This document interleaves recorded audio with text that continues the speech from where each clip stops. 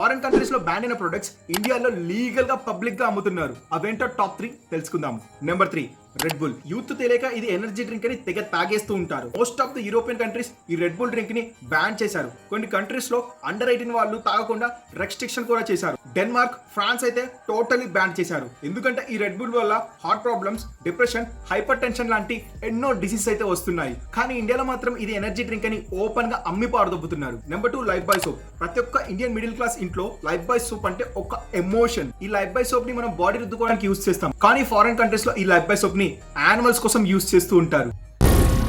ఏం మాట్లాడుతున్నావురా? నరాలు కట్ అయిపోయింది.